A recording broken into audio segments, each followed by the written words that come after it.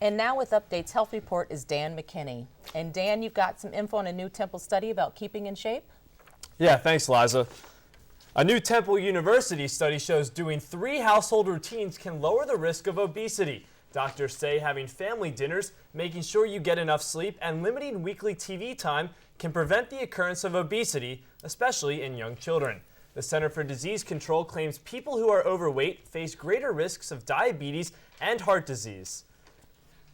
And eating chocolate may be better for you than you think. According to a study released at the American Academy of Neurology, people who ate 1 serving of chocolate per week were 22% less likely to have a stroke than those who ate no chocolate. While it's too early to tell how strong the connection between chocolate and stroke prevention is, a number of studies have shown eating chocolate can benefit the heart.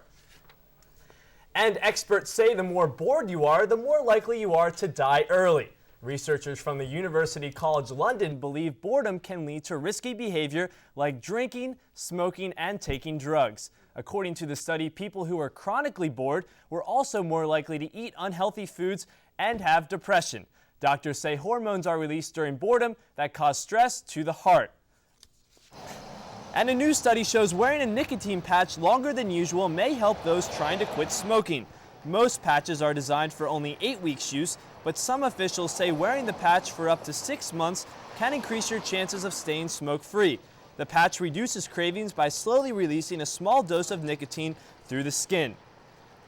And guys, the researchers say smokers who wear the patch longer still have only a 1 in 7 chance of remaining smoke-free. So. Wow. Well, hopefully they can continue researching new ways to improve those odds. Thanks a lot, Dan. Thanks. Well, if you're not the type of person who watches what they eat, a new fast food sanction is making consumers more aware of what they're putting into their bodies. Update Sydney Grant has the story.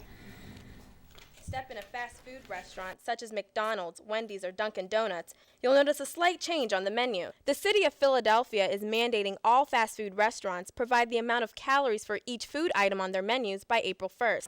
And for many people, when they see the additions made on the menus, it's a realization that the calories are more than just numbers. This is ridiculous that the calories would be so high. They put more calories in their salads and their foods than any place I ever seen in my life. Initially when I saw them, I was apprehensive to even order a sandwich if it was going to be it said it was 500 calories, which is seemingly utterly ridiculous. I guess it's good to see that, but simultaneously, I don't want to know how much bad food I'm eating right now. City Council passed the law in hopes that added menu information will change people's ordering and eating habits for the better. I think it's extremely beneficial, and the city does have a responsibility as well as the federal government, I believe, and I don't know. I feel as though it shouldn't be limited just to calories. They should be forced to put other sorts of ingredients to inform the masses where their food is actually coming from. Reporting for Temple Update, I'm Sydney Grant. And now standing by in the Update newsroom with this week's technology report is Brittany Miller. Brittany, tell us more about a certain phone company trying to make good with its customers. Yeah, guys, it really looks like AT&T is trying to keep its customers from jumping ship to another company. AT&T is planning to invest an extra $2 billion into its network this year. The phone company says it's trying to keep up with the growing demand from its smartphone users and other 3G data devices like the iPhone. Other goals for 2010 include adding 2,000 new cell sites across the country and developing its 4G network. The government may start tracking suspects through their cell phones. The Justice Department is looking to find a suspect's location through cell phone records without obtaining warrants. Appellate courts must decide if a warrant is necessary to acquire information from phone companies that point to a person's location. Opponents to the initiative say releasing the data can reveal too much personal information.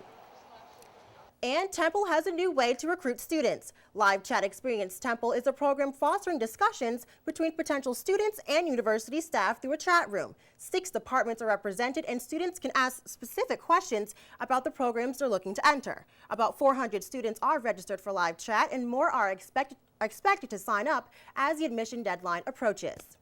There's a new addition to the social networking family, the Google Buzz. Google Buzz is a Gmail channel where users can post status updates, upload videos, add photos, and post web links to the interesting stories. They can also use other social tools like web messaging and a mobile phone application. Google Buzz is estimated to reach over 70 million Gmail users in upcoming weeks. Now, between Facebook and MySpace, I'm not sure if there's any more room for another social networking site, but I guess we'll just have to see how that one goes. Back to you guys.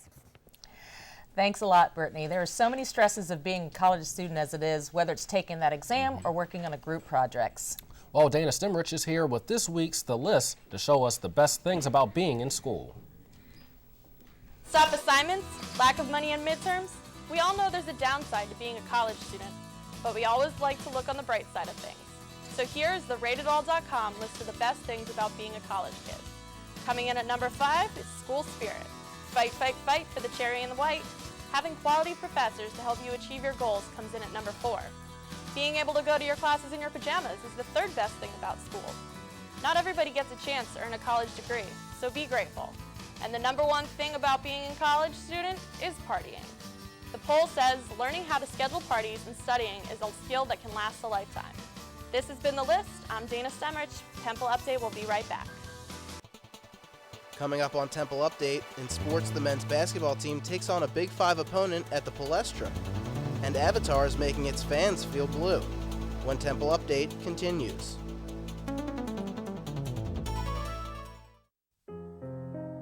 Everyone has friends. There's online friends, friends to go out with on a Saturday night, friends to hang out with and do nothing, friends who show up on moving day. And then there are the friends who'll be there if someone is dealing with a mental illness. Are you one of those friends?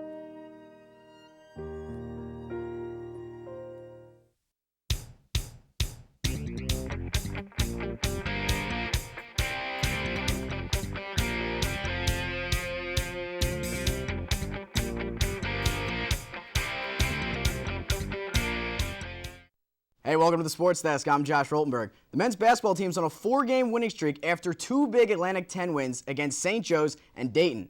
Wednesday night, the Owls struggled, but beat the Flyers 49-41. On Saturday, the Owls needed an extra session to beat the Hawks 75-67. Temple was led by Ramon Moore, who dropped a career-high 24 points. Moore says he's gaining confidence with each game he plays. With the win, the men clinch a share of their 25th Big 5 title. The Cherry and White have one more home game on March 6th when they host the George Washington Colonials. Well, the women's basketball team beat Richmond on Wednesday night 77-67. Kristen McCarthy led the Owls with 17 points. Lakeisha Eady recorded 2 steals, which now has her tied for second all-time in Temple in career steals with 236. She needs just 2 more to break the record. The Cherry and White are now 10-3 in the Atlantic 10 this season. But we can't take Kristen McCarthy's name out of the news just yet. Temple University recognized her as their Athlete of the Week after dropping a record-breaking 42 points in the women's victory over Charlotte. Her performance ranks second all-time for points in a single game in Atlantic 10 history. Not bad for someone who aspires to one day play in the WNBA.